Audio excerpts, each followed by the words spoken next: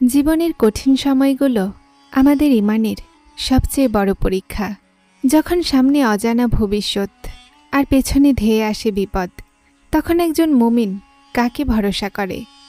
আজ আমরা শুনব নবী মুসা আলাইহিসসালামের যুগের এমন এক ঘটনা, যেখানে একজন সাধারণ মা এবং তার ছোট সন্তান তাদের ইমানের জোরে অলৌকিকভাবে মুক্তি লাভ করে।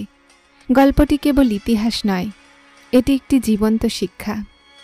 ফিরাউনের দেশ মিশর, দিনকাল অন্ধকার, বনি ইসরায়েল জাতি দাসত্বে ক্লান্ত, ভয় আর অবমাননায় বেঁচে থাকা এক বিশাল জনগোষ্ঠী।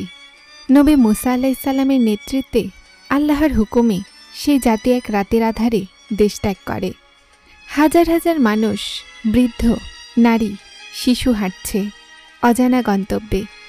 তাদের মধ্যে একজন মা, আসমা, কোলে তার ছোট ছেলে সামি। সামির কণ্ঠে প্রশ্ন, আম্মু, আমরা কোথায় যাচ্ছি? আসমা বলেন, আল্লাহর দিকে। তারা এসে দাঁড়ায় বিশাল সমুদ্রের পাড়ে। সামনে কেবল পানি, পেছনে ফিরাউনের সেনাবাহিনী। মানুষ চিৎকার করে, আমরা তো ধরা পড়ে গেলাম। কিন্তু নবী মুসা আলাইহিসসালাম তখন বলেন, না, আমার সঙ্গে আমার রব আছেন, তিনি আমাকে পথ দেখাবেন। এই কথা শুনে আসমা সামির হাত ধরে বলেন, বেটা, তুমি আজ দেখবে কেমন করে আল্লাহ তার বান্দাদের রক্ষা করেন। আল্লাহ আদেশ করেন, লাঠি সমুদ্রের ওপর আঘাত করো। নবী মুসা আলাইহিসসালাম লাঠি তোলেন, আর তখনই সমুদ্রের পানি দুই দিকে সরে গিয়ে মাঝখানে তৈরি হয় বিশাল রাস্তা। দুই পাশে দেয়াল সম পানি, মাঝে শুকনো মাটি। আসমা ছেলেকে বলে, তুমি দেখছ, আল্লাহ তার বান্দাদের রাস্তা খুলে দিয়েছেন। সামি তাকিয়ে থাকে, শিশুর চোখে ইমানের আলো জ্বলে ওঠে। ফেরাউনের বাহিনী সেই পথ ধরে এগিয়ে আসে, কিন্তু যখন বনি ইসরায়েল সম্পূর্ণ পার হয়ে যায়, তখন আল্লাহ আদেশ করেন, সমুদ্রকে আবার স্বাভাবিক হয়ে যেতে দাও। বিশাল গর্জনে পানি ফিরে আসে। ফিরাউনের ঘোড়া, সৈন্য সব ডুবে যায় চিরতরে। আসমা চোখ বন্ধ করে সেজদায় পড়ে যান। তিনি বলেন, হে আল্লাহ, তুমি ছাড়া আর কেউ নেই যে এমন রক্ষা করতে পারে। রাতে ক্যাম্পে সামি তার মাকে প্রশ্ন করে, আম্মু, আল্লাহ কি সবসময় আমাদের পাশে থাকেন?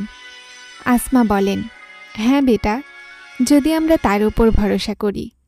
সামি তখন বলে, আমি বড় হয়ে একজন বিশ্বাসী হব, ইনশাআল্লাহ। আসমা চোখ মোছেন, সন্তুষ্ট মুখে বলেন, এটাই আমার স্বপ্ন, আমার জয়। এই গল্প আমাদের শেখায়, ঈমান মানে বিশ্বাস রাখা, এমনকি তখনও যখন চোখে কিছুই দেখা যাচ্ছে না।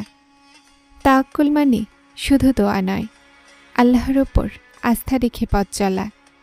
আল্লাহ তার বান্দাদের কখনো হতাশ করেন না। যে আল্লাহর ওপর ভরসা করে, আল্লাহ তার জন্য যথেষ্ট।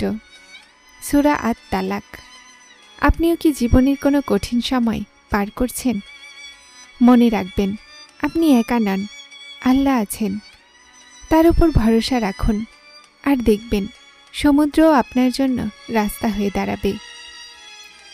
মধ্যপ্রাচ্যের প্রান্তবর্তী এক ছোট্ট গ্রাম, নাম তার আন-নূর। এই গ্রামটি ছিল প্রাকৃতিক সৌন্দর্যে ঘেরা, তবে আধুনিকতার ছোঁয়া সেভাবে পৌঁছায়নি। সেখানে বাস করতেন এক লোক, আব্দুল করিম।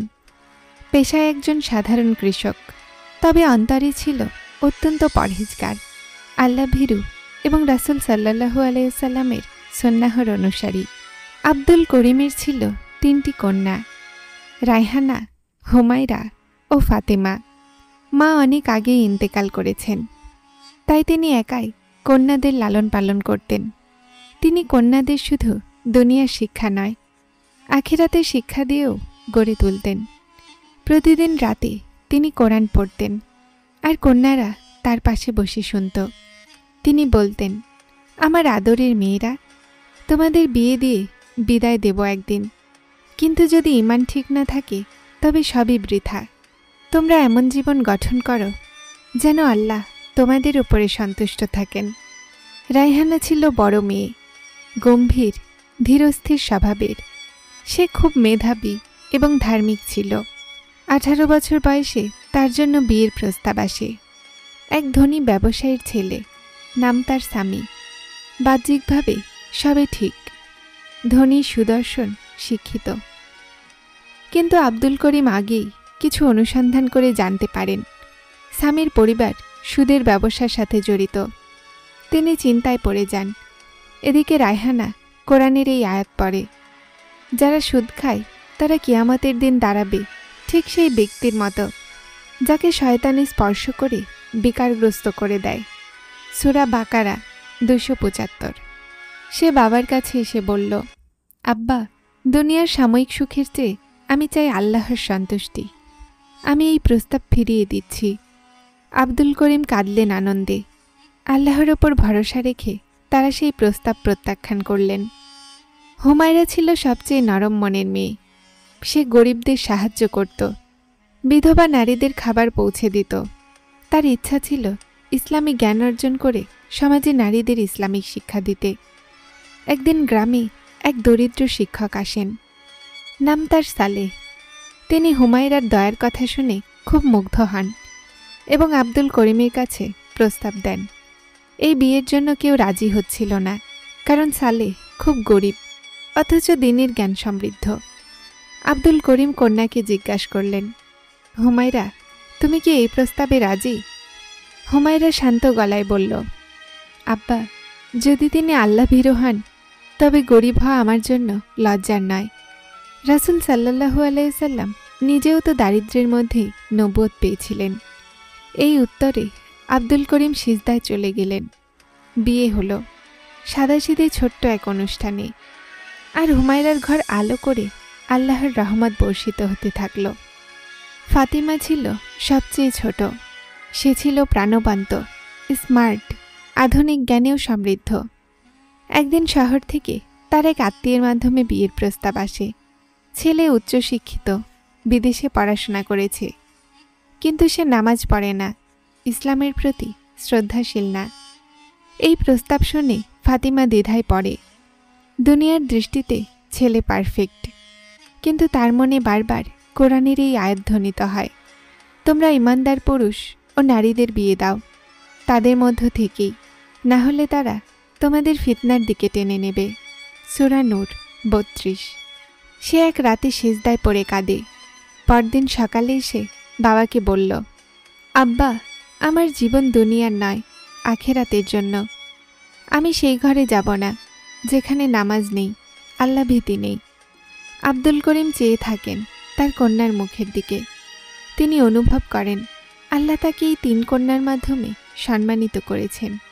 বছর কয়েক পরে 3 কন্যায় আলাদা ঘরে, কিন্তু 3 জনেই ইসলামী জীবনযাপন করে। আব্দুল করিম একা হয়ে যান, কিন্তু তিনি কৃতজ্ঞ। তিনি ভাবেন, হে আল্লাহ, তুমি আমাকে দান করেছ এমন সন্তান যারা তোমার দিনকে ধরে রেখেছে। আমি ধন্য। এক রাতে তিনি অসুস্থ হয়ে পড়েন। 3 কন্যা এসে তাকে দেখতে পান তিনি বিছানায় শুয়ে কোরআন পড়ছেন। কণ্ঠে ধীর স্বরে বলছেন, হে আমার রব, আমার মৃত্যু ইসলাম নিয়ে করো, আর আমাকে সংযুক্ত করো সৎ লোকদের সাথে। সূরা ইউসুফ 101।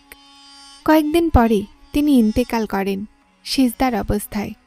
তার জানাজায় পুরো গ্রাম উপস্থিত হয়, আর গ্রামের ইমাম বলেন, এই ব্যক্তি আমাদের জন্য দৃষ্টান্ত। তিনি আমাদের শিখিয়েছেন কিভাবে কন্যা সন্তানকে ঈমান, হায়া, তাকওয়া ও সাহসিকতায় গড়ে তুলতে হয়। এই গল্প শুধু একটি পরিবারের কথা নয়, এটি একটি জাতির জন্য শিক্ষার বাতিঘর। যারা কন্যা সন্তানকে বোঝা মনে করেন তাদের জন্য এটি চোখে আঙুল দিয়ে দেখানো বাস্তবতা। যারা দিনের ওপর অটল থাকতে চান তাদের জন্য এটি অনুপ্রেরণা। একজন পিতার আসল দায়িত্ব কন্যাকে অলংকারে সাজানো নয়, বরং ঈমানে গড়ে তোলা।